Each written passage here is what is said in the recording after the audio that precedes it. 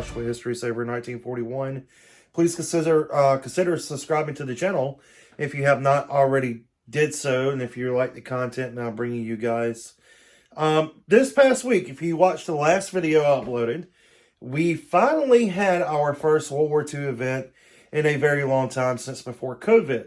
It's been that long since we've been to something. Hard to think about, but we got on site on Friday. It was pretty warm here on Friday, and we set up, spent the afternoon socially visiting some of the guys we haven't seen in a very long time. It's a lot of fun, good time Friday night. And then the temperature started plummeting Friday night. Saturday, the wind was blowing really bad, and it was very cold. So we tested out the M43 jacket we got from Wet Price Glory last week.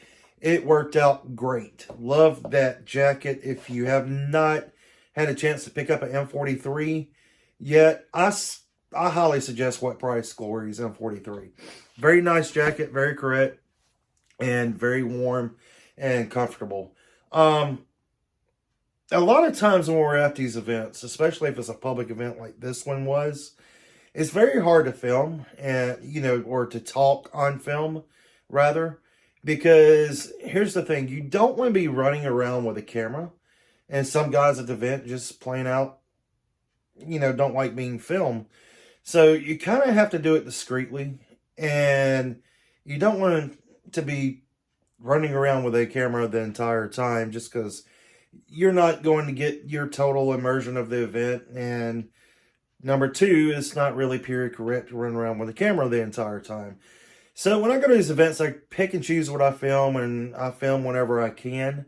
I don't do a whole lot of talking a lot of times. Sometimes I will. If I find a dull space, I'll talk some. So before you guys start, hey, you didn't really talk much, well, that's the reason why. Is because it's kind of hard to do that at events, especially public events. And you don't want to run around with a camera the entire time. I film with an iPhone 12 Pro Max. A lot of times I'll use a GoPro, I'll use a Lumix GH5. I have a lot of different cameras. For events, usually I will use my phone, or I will use the GoPro, just because it's easier, more discreet, and I can pull it out, film what I need to, stick it back in, and not run around with the phone out the entire time, becoming one of those guys that's a farm. But the importance of filming these events and putting them here on YouTube is to get some of you guys interested in World War II history, World War II reenacting, show you guys a little bit about what we do at World War II reenactments. And that's the reason why I like filming those. Plus, it documents the reenactment too for me, and I can go back and watch them and, remember the event. And also, sometimes I may see a guy there that has something I think that's really cool on, and I may go back as a reference for that, to kind of add some of those things into my impression. So there's a lot of really good things that come out of filming an event. But just be careful about it. Don't run around with a camera the entire time. And this is coming from a YouTuber. So it's just not practical, and it's not realistic, and it's not helping your impression. So just film whenever you get a chance. Keep the talking down to the minimal, and just show off the event. And, that's pretty much what I try to do. Now, Wet Price Glory, we get back to the M43 jacket we had. We got a really cool package in from Wet Price Glory. The things that were in that package are absolutely great. But I had ordered another package from At the Front, including this sweater, which did not come in until today. A week and a couple of days after I ordered the thing. So, didn't get here in time for the event, which really stunk, because this sweater would have come in into really good use. I love this thing. So it's very comfortable, very warm, and wow, I'm going to be using the heck out of this thing, and I don't mean just for reenacting. This will probably become a daily wear for me as well. But some other things that I ordered from At the Front were, one, this Esbit stove. We're basically unboxing this for you now. This Esbit stove, I needed an extra.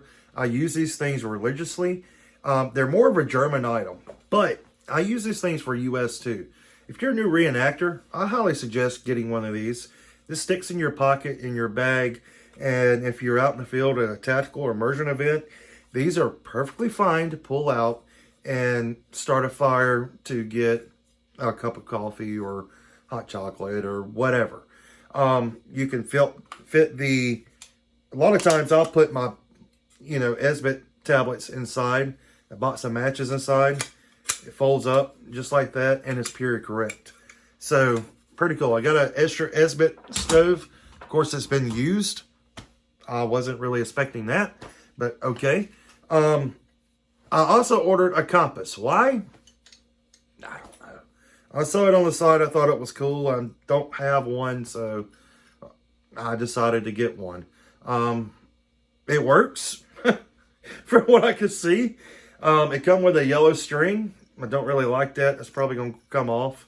But yeah, it's just a cool pocket litter item that I may use at some point. And another thing that I ordered was I needed some new utensils. Preferably this bad boy here because I lost mine. So I ordered a knife. These are all reproduction, by the way. Everything except for this Esbit stove is reproduction. And I don't know what year this thing is from. It's not World War II. I will tell you that much. It's post-war. But these things are reproduction, and I needed some new sets. I will take and actually sharpen this knife with a whetstone. It's got a little edge to it now, but here's the thing. These knives are flimsy. So other than food, do not try to cut much else with this thing except for packaging or something, because you will break it. I mean, this thing is extremely flimsy. But the spoon and fork, great quality. All has the U.S. stamps on it. So here's the knife. Got a little different stamp on it. And then the fork, U.S. stamp. And then along with these, I ordered these leather holders just to have something nice to put them in to keep them taken care of. So they fit inside of the leather holder. This is for the knife. And then the spoon and then the fork can fit right behind the spoon, I think. Let's see. Yep. So that'll work out fine. Fork, knife, spoon, all in the leather holders. Helps protect them and keeps them from rattling around so much. The last item I ordered from Front that I was hoping would get here in time for the event, but it did not, is a white t-shirt. This is the World War II cut t-shirt from Front. Now, one of my pet peeves, and it's just me, and this is not period correct, but up under my uniform, I always wear either a white or the OD shirts, the t-shirts. You never see the t-shirts because I never take my jacket off, except if I go to sleep or something, and it's hot. But one of my pet peeves is baggy collars on t-shirts where it looks like it's been stretched out. I'm just not a big fan. For some reason, it just bothers me. I don't know what it is. I like my t-shirts to be snug around my neck, comfortable fitting. And, these things are stretched out a little bit. Have not tried this on, obviously. First World War II actual t-shirt I've ever owned, believe it or not. Yes, I've been that guy, been Farby, been wearing a modern white t-shirt or OD t-shirt up under my uniforms. Now, of course, it's just plain white, plain OD. So it's correct to a point, but I have not had these t-shirts. And these things are $20 a piece. So they're not cheap. But now I have one. So I'm going to try it out. I don't know if I'll like it, but we'll see. Wife beaters, not a fan of wife beaters. Never have, never will be. They're just uncomfortable to me. So I may keep going with my white t-shirt up under my uniform. You don't see it anyway. But, hey, everything else I try to keep 100% accurate. So if it's a t-shirt, then it's a t-shirt. Come on. Another thing I wanted to talk to you guys about while I had you here. If you're a new reenactor, I tell you time and time again, we're always learning. This past weekend, to me, was another example of that. Because I learned a lot of things this past weekend. Every time I go to an event, I'm learning stuff. And it fathoms me to how much you actually learn every time from other guys, other reenactors. And that's the reason why I tell you guys to listen. Just sit back, listen to what guys are talking about, and you may learn something. Good friend of mine, really good German reenactor. This guy is on his stuff, man. His setup is the best I've ever seen as far as setting up a German headquarters impression. You guys saw actually on the last video some of his stuff. It was great. Absolutely just freaking great. And he was taking original photographs and matching it up to what he was doing. You can't get any better than that. He is really good about recreating things and, replicating original items. And he showed me a little bit about what he does and how he does it. And it was really cool. I don't think I'll ever have the talent he does. But, I do make items and props. But I'm not on that level yet that he is. He's been doing this for a long time. He's very knowledgeable. And he has a lot of originals.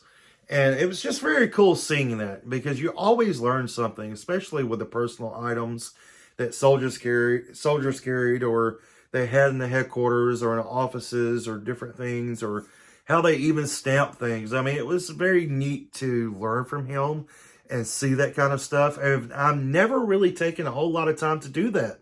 I've known this guy for, 16 years. And I've never taken the time to really sit there and look at what he has. And, that's a fault on my part. But when you actually take the time to sit there and listen, sit there and examine, and learn from other reenactors, you learn so much more than you thought you would ever learn. You're always learning in this hobby. That's the cool thing about it. And it was a lot of fun. So anyway, just a cool little unboxing from at the front, showing up off some of the things that did not get here in time. But still very fun to share this with you guys. And you guys seem to be liking some of the World War II videos. We have some more ration reviews that we are going to do in the future. So hold your horses. Ration reviews are not gone. Go visit MRE Nation Minotaur Trading Company. Get some rations of your own from Black Dog Bob. Be patient with him. He's got some things going on over there, I understand. But even still, I got to get a period haircut. This hair was terrible. It was getting on my nerves all weekend. I just didn't have time to do it before the event. So yeah, I try to keep the Jeep cap on, helmet on as much as possible.